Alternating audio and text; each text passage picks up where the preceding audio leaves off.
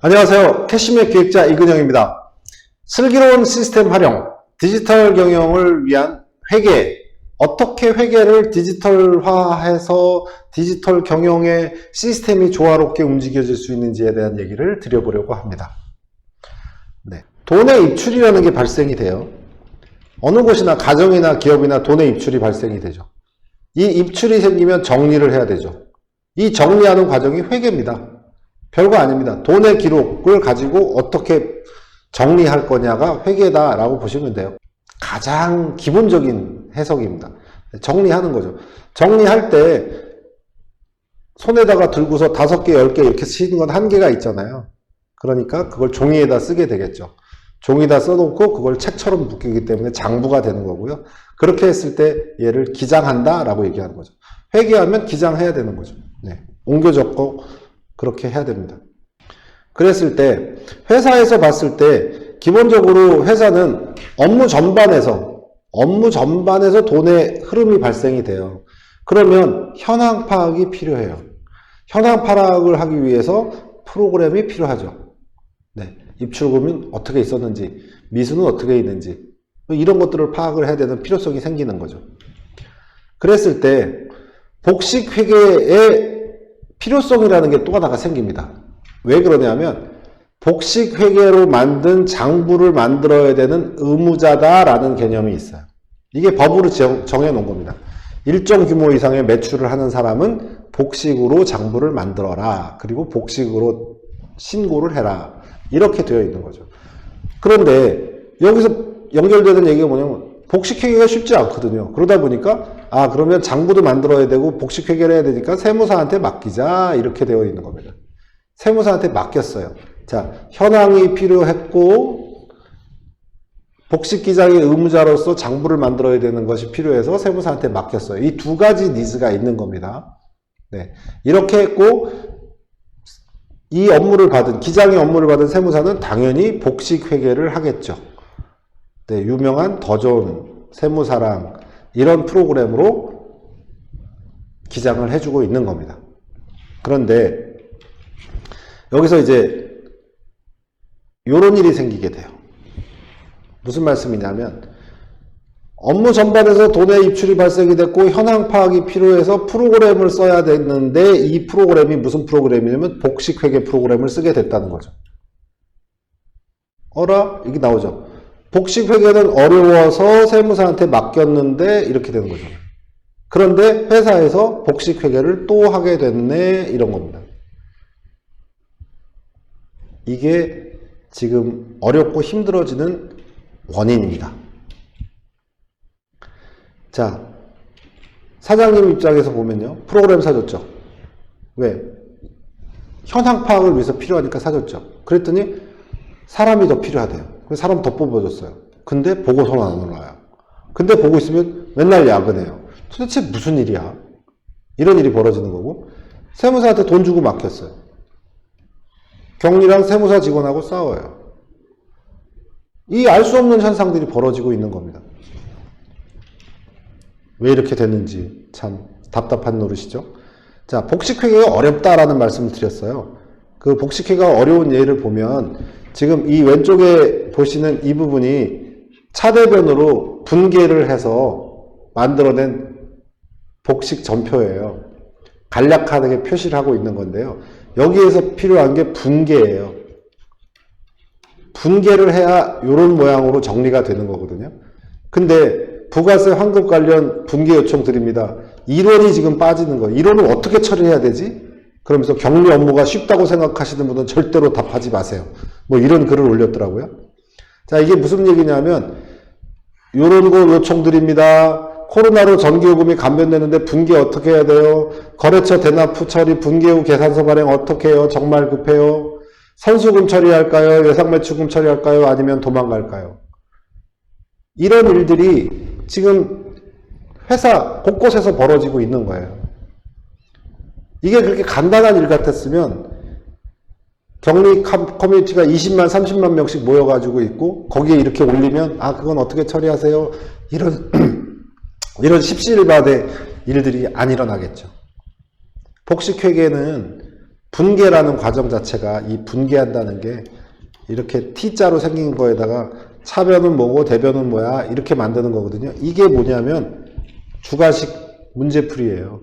그러다 보니까 주가식 문제를 계속 풀어야 되니까 어려운 거예요. 맨날 했던 거 밥 먹었다 뭐다 뭐는 뭐다 이렇게 반복되고 있는 거는 그냥 하면 되겠죠. 근데 여기 나오는 것처럼 이론이 빠졌네? 거래처에 대납을 했어? 선수금인지 외상금 매치금인지 전 분간이 안 가? 전기요금이 감면이 됐네? 이거 어떻게 할 거냐 이거죠. 이것 때문에 뭐 일을 못 끝내고 있는 거예요. 하나가 끝나면 그때 후속적인 일들이 쭉 일어나야 되니까 이런 현상들을 겪고 있는 겁니다. 지금 왜 이렇게 했었을까? 왜 이렇게 어렵게 했었을까? 그 이유를 좀 살펴보겠습니다. 이제까지요, 이 방법밖에 없었어요. 다른 방법이 없었어요.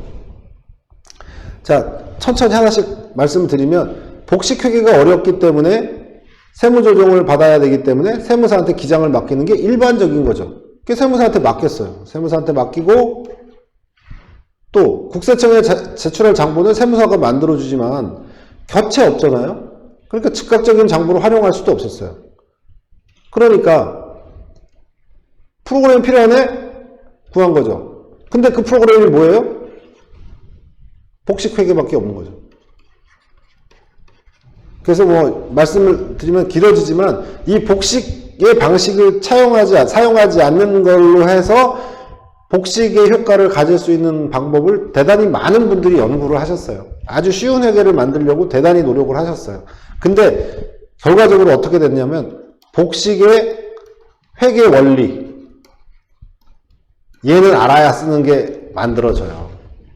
그래서 아무리 쉽다고 만들어지는 프로그램도 복식의 회계 원리는 이해해야 돼요. 그리고 그게 머릿속에서 짜라락 짜라락 잘 돌아가야 되는 거예요. 그런 프로그램밖에 없었다라는 거죠. 구할 수 있는 게 복식 프로그램밖에 없었다. 그러니까 돈 주고 맡기고 안에서 또 복식을 만드는 일이 벌어졌는데 이 일을 말이죠. 어떻게 생각하고 있냐 하면 오류가 있는 상식인데 당연한 거 아니야? 이렇게 굳어져 있는 거예요.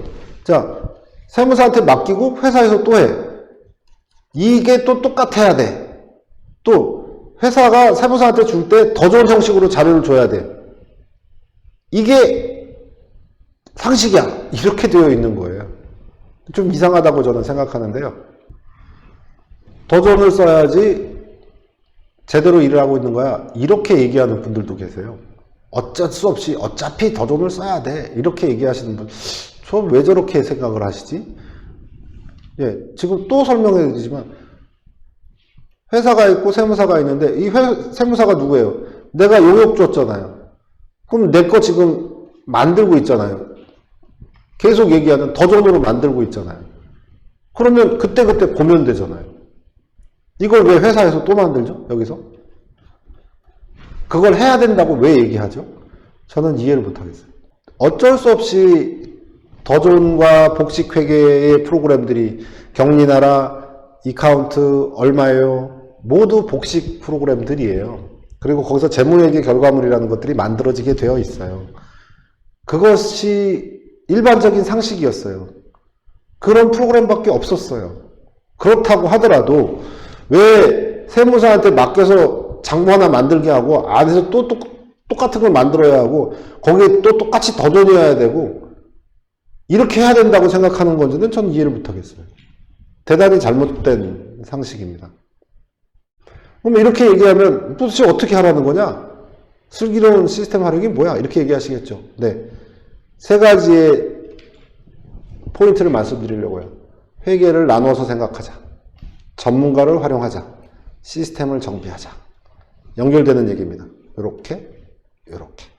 자, 지금부터 그 말씀을 드리도록 하겠습니다. 회계를 나눠서 생각하자라는 게 뭐냐면 초동회계, 퍼스트 어카운트예요.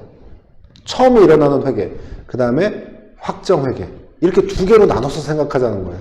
이거를 제가 병원으로 치면 여기는 응급실이라고 말씀드리고, 응급실은 어때요? 빠른 조치가 생명이죠. 살려내야 되잖아요. 기업의 데이터가 빨리빨리 정리돼서 빨리빨리 대표님한테 보고가 되고 경영진한테 보고가 되는 게 이게 응급실과 같은 거죠. 그런데 확정회계는 뭐냐면 이 결과물이 여기 나오죠. 국세청 은행에 제출이 돼야 되는 서류들로 만들어져요. 홈택스에서 만들어지는 그 표준 재무제표라고 하는 게 요 확정회계의 결과물로 만들어지는 거거든요. 그러면 얘는 어때야 될까요? 신중하게 만들어져야 됩니다. 급하게 막 난리치면서 만들 게 아니에요. 응급시처럼 막 호덕호덕 사람 살려냈으니까 됐어. 이렇게 생각할 일이 아닌 거예요. 여기는 신중하게. 자, 이렇게 한번 생각해 볼까요? 야구공에 맞아서 눈탱이 밤탱이 돼서 갔는데 응급실에서 나왔더니 쌍꺼풀 수술이 돼 있더라. 근데 기가 막히게 잘 돼 있어. 이게 이런 경우가 몇 번이나 일어나겠습니까? 그렇게 할 일도 아니고 그렇게 요행을 바라는 일도 아니잖아요. 회계를 나누어서 생각하자. 용도별로. 빠르게 움직여야 되는 데선 초동회계를 하자. 그 결과물을 활용하자. 자, 확정회계는 한 스텝 뒤에서, 한 발짝 뒤에 따라가면서 정확하고 신중하게 만들자. 이렇게 회계를 나눠서 운영하자. 이렇게 운영해도 불법도 아니고 전혀 잘못된 일도 아니다. 학생도 말이죠. 예습하고 복습해요. 네, 방법론이라는 거죠. 그거를 꼭 예복습이 한 번에 일어나야 되나요? 웃기는 얘기잖아요. 초동회계를 회사에서는 가계부 작성하듯이 복식하지 않고 바로바로 빠르게 처리할 수 있는 복식 회계 방식을 쓰지 않고 빠르게 만들 수 있는 그런 초동회계를 하고요. 확정회계는 이게 결산, 재무제표 이런 거 만드는 건데 이거 만드는 일을 왜 굳이 회사 내에서 하려고 하지? 이미 세무사를 위탁해서 세무조정, 결산 이런 과정을 거쳐야 돼요. 그러다 보니까 제가 정확하게 말씀드리면 회사에서 결산을 하는 거 문제가 안 됩니다. 그런데 이 결산이 끝나면 이걸 세무조정을 해서 세무적으로 조정된 거를 가지고 국세청에 신고하게 되는 거예요. 그러니까 여기를 지금 일정 규모의 매출 이상을 가지고 있으면 세무조정을 반드시 받아야 돼요. 그러다 보니까 세무사가 개입이 되는 거고, 그러다 보니까 결산도 해주는 거고, 그러다 보니까 장부까지 다 만들어주는 거죠. 이렇게 되니까 이렇게 쪼르륵 연결해서 이 세무사한테 맡겨서 결산까지, 조정까지 가면 되겠네. 이렇게 운영하고 계신 거예요. 여기서 잘못된 거 하나가 이렇게 맡겨서 진행되는 일을 회사 안에서 또 한 세트를 하려고 한다는 게 힘들어지게 됐던 이유다라고 말씀을 드리는 거죠. 여기에서 이 확정회계는 회사 내부에서 굳이 만드실 필요가 뭐가 있어요? 전문가를 활용하시죠. 세무사에게 이미 위탁하고 계시잖아요 라는 얘기입니다. 이 얘기가 바로 전문가를 활용하라는 얘기로 넘어가는 겁니다. 네, 세무사 활용하시면 돼요. 그래서 제가 이런 말씀 드려요. 어차피 결산 후에 조정을 가면서 세무사님하고 얘기를 하면서 최종적인 결론을 내고 국세청에 보고하는 걸로 이제 바꿀 수 없는 공개하는 자료로 만들어지게 되는데 그거를 안에서 훔쩍훔쩍 만들려고 하지 말고 이미 있는 회계사한테 맡겨서 처리하자. 훨씬 저렴하다. 자, 만약에 이렇게 생각해보죠. 이거를 하기 위해서 직원을 한 명을 더 보강을 했어요. 직원 1명이 들어왔어요. 그럼 이 직원 1명을 최저임금 기준으로 하면 1년에 6,600만 원 들어요. 근데 세무사님한테 지금 30만 원 주고 있었어요. 그런데 월별, 분기별 결산을 받아보는 거죠. 세무사님한테. 어떻게? 30만 원 더 주고. 그러면 30만 원 곱하기 12를 하면 얼마죠? 360만 원이잖아요. 360만 원만 주면 이 결과물 다 원하는 시점에 받아보실 수 있는 거예요. 이 2,600 주는 거하고 차이가 크지 않습니까? 이렇게 해야 될 이유가 없잖아요. 자, 그러면 다음 얘기가 뭐냐? 시스템을 정비하는 겁니다. 차변대변 없는 시스템으로 초동회계를 하자. 확정회계는 세무사를 통해서 해야 되니까 세무사와 협업할 시스템을 구축하자. 자, 여기서 시스템이라는 게 컴퓨터 사고 뭐 이러라는 시스템이 아니라 약속, 어떻게 일하자는 약속을 정하자라는 거죠. 자, 그 얘기를 좀 자세히 말씀드리면 보통 계산서가 10일 날 끝나요. 10일 날 끝나니까 12일 날쯤에 세무사한테 데이터를 보내요. 그러면 세무사님은 20일쯤에 결산서를 완성을 시켜요. 그러면 요 약속대로 하자. 그러면 정리해서 주면 되고 20일 날 결산서 받으시면 되잖아요. 매월도 받으실 수 있는 이런 시스템이 셋업이 되는 거죠. 그러면 차변대변 없는 시스템으로 응급적으로 빨리빨리 봐야 되는 빠른 데이터들은 뽑아서 만들어내서 보고 20일이면 세무사가 그 12개가 더해져 갖고 결산이 되고 내년도에 신용평가로 가는 그런 과정이 되잖아요. 이거 매달 하든가 3개월에 한 번 하든가 이렇게 진행하시면 되죠. 이런 시스템으로 나아가셔라 라고 하는 겁니다. 이렇게 하시라고 다시 한번 정리할게요. 네, 2스텝으로 회계하는 거예요. 자료를 가져오고 원시자료, 은행, 카드사, 국세청에서 가져온 걸로 초동회계 하는 거예요. 자, 가계부수도 막 하는 거예요. 엑셀로 하셔도 되고 뭘로 하셔도 돼요. 그래가지고 그걸로 장부와 리포트 보시는 거예요. 이렇게 만드는 거 전혀 불법 아닙니다. 문제 전혀 없어요. 자, 어차피 여기서 이제 자료가 만들어지면 그거 세무사님한테 주는 거예요. 세무사가 가져다가 그 얘기하는 더전으로 해야 돼 라고 하는 거, 여기서 세무사가 지금 더전 쓰고 있잖아요. 그러면 세무사를 구하실 때 더전 쓰는 세무사를 구하시면 그 술자리에서 들었던 정보의 얘기대로 다 하시는 거예요. 그렇잖아요. 더전으로 해야 돼. 네. 전문가한테 더전으로 못했잖아요. 퍼펙트 하잖아요. 그걸 왜 여기서 더전으로. 네, 굉장히 반복되는 말씀을 드리고 있어서 죄송합니다. 근데 이렇게 하실 이유가 없다. 2스텝으로 초동회계 하자. 확정회계는 이렇게 하자. 2스텝 회계로 가자. 라는 말씀인 거죠. 이 방법이 캐시맵이 제시하는 방법입니다. 디지털 경영의 첫 발자국이 된다. 자, 보시죠. 자, 초동회계 방금 있던 그림하고 좀 동일합니다. 원시자료를 수집해서 용도 정의만 하면 현금 흐름으로 자동으로 장부가 생성되는 캐시맵의 초동회계를 사용하자. 그리고 나서 이 초동회계의 데이터들을 가지고 세무사는 버전으로 확정회계를 하자. 이렇게 되는 거죠. 그런데 이 캐시맵 안에 확정회계 기능이 있어요.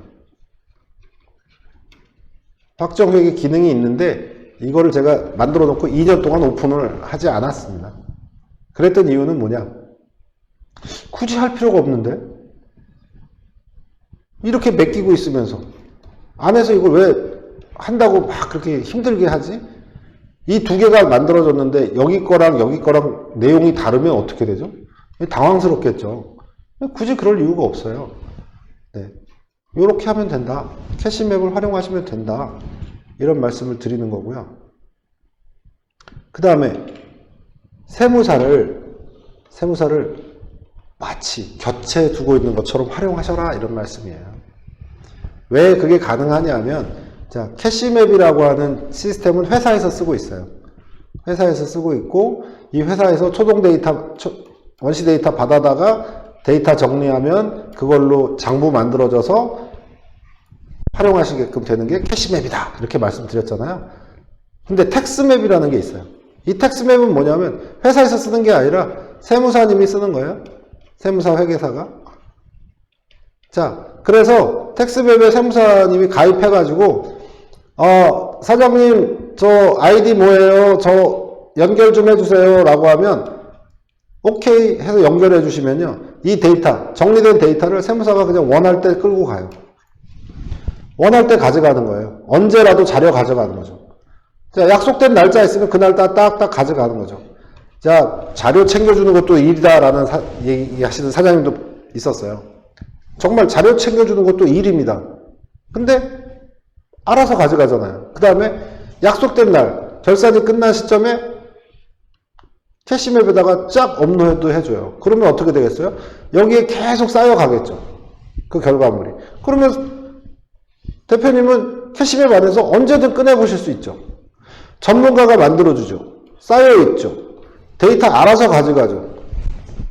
흡사, 세무사가 그냥 옆에 방에 있는 것처럼, 세무회계 전문가를 옆에 방에 모셔놓은 것처럼 그렇게 활용하실 수 있다. 텍스맵이 그 연결 역할을 해준다.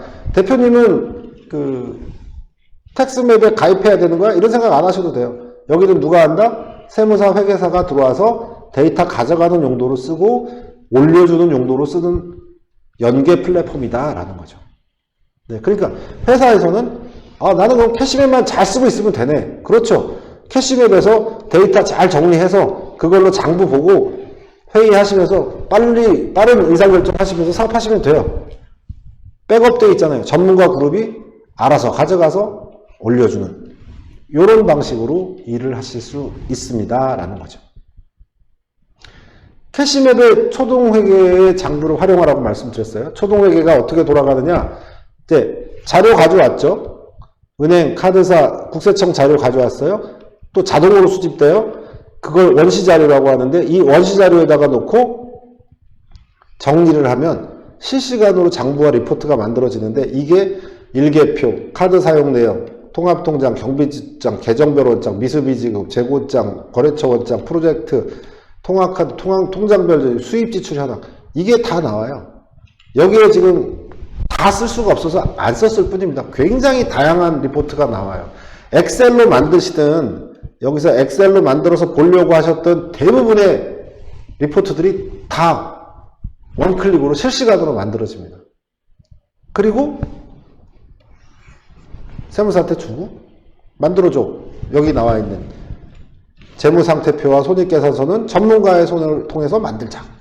또는 여기가 격리팀이라고 하는 팀을 두시고 여기다가 회계팀이다 라고 하면 여기서 하시면 되죠. 회사 내부에서 여기를 지금 더존을 쓰고 있어요. 이 방식이 난 마음에 들어. 그럼 이렇게 하시면 되잖아요. 계속 말씀드리지만 더존의 프로그램이, 세무사랑의 프로그램이 나빠서 캐시플로우가 안 나오는 게 아니고 발생주의라고 하는 이 장부의 방식이 캐시플로우가 안 나오게끔 돼 있어요. 그래서 별개의 또 그 작성 요령과 방법이 있어서 추출해내고 그래서 엑셀로 만드는 겁니다.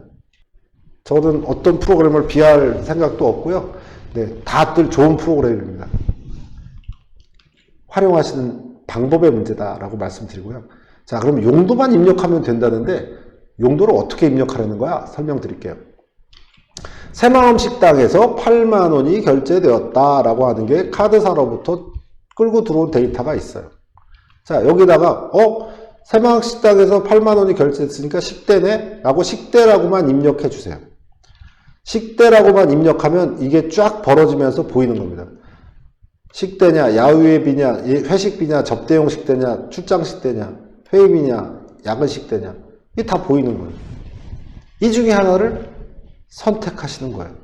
요 과정, 식대라는 걸 써놓고 클릭하는 과정으로 회계 처리가 끝나면서 자동으로 장부가 생성됩니다. 그 다음에 캐시맵의 회계는 현금주의라고 얘기를 할 수 있어요. 방법 자체가 현금주의이기 때문에 캐시플로우가 바로 보여요. 그렇기 때문에 다양한 보고서가 펼쳐지고 대표님들은 클릭하면 바로 확인하실 수 있게끔 되는 겁니다. 직관적인 장부예요. 여기가 지금 여기 써져 있네요. 은행에서 가져온 내역이 이만큼이에요. 20개 은행에서 가져온 내역이 동일한 포맷으로 쫙 정리돼서 이렇게 칸이 딱 맞아 들어가 있어요.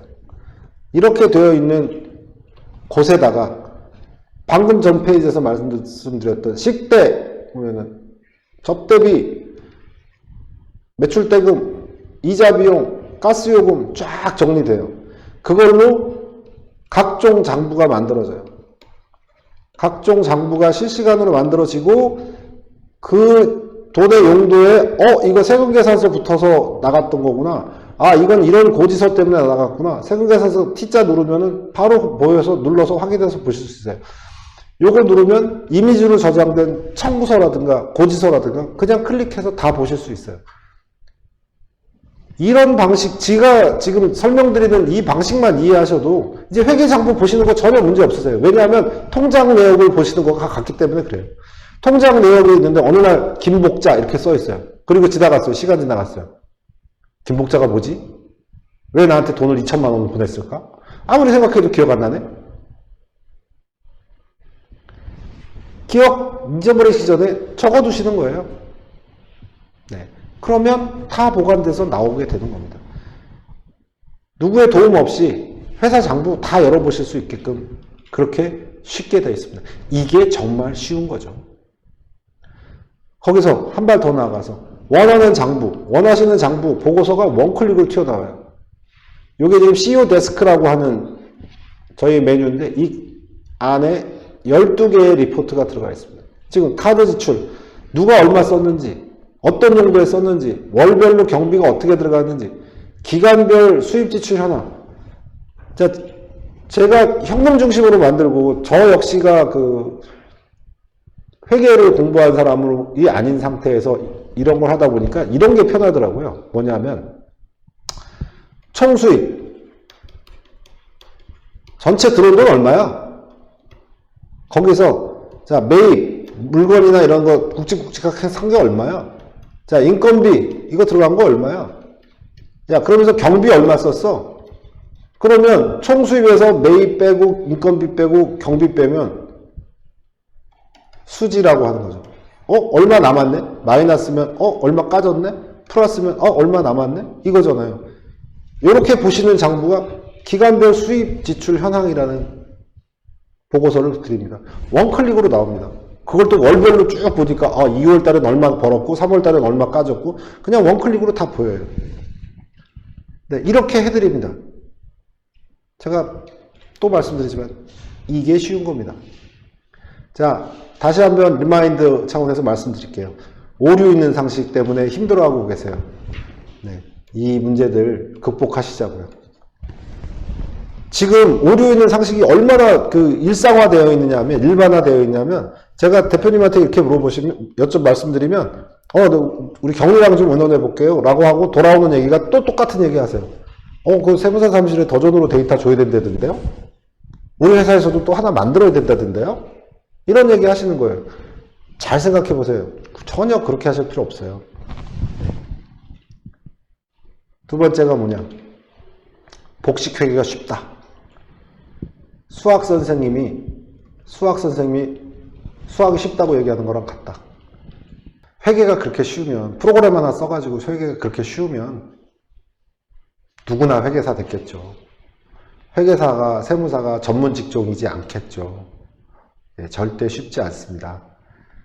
90%는 쉬운 주관식 문제를 풀지만 어려운 주관식 문제 10개 때문에 힘들어지는 겁니다. 그 다음에 그 복식부기의 발생주의 회계라고 하는 그 독특한 개념적 영역이 있어요. 이 개념적 영역을 이해하고 들어가는데 그렇게 쉽지만은 않습니다.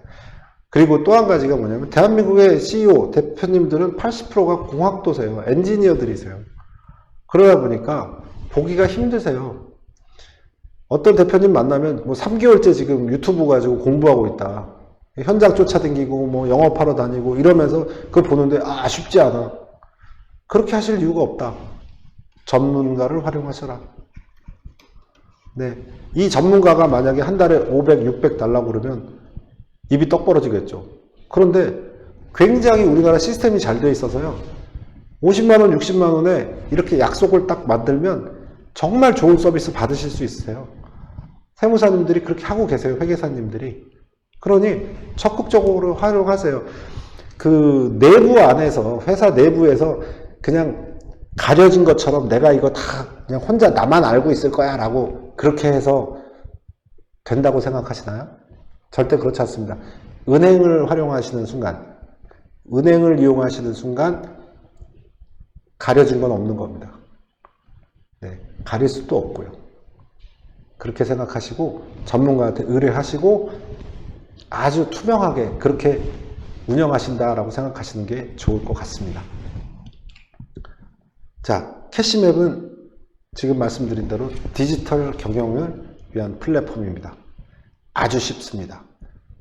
왜 ERP를 도입하고 힘드냐? 회계, 바닥에 깔려 있거든요. 모세혈관처럼 다 안 돌아다니는 데 없이 돌아다니는 게 이 돈의 문제들이거든요. 이게 어려우면 다 어려워지는 거예요. 이 돈의 문제를 쉽게 풀어낸 캐시맵을 가지고 디지털 경영에 첫 발을 내디시길 바라겠습니다. 감사합니다.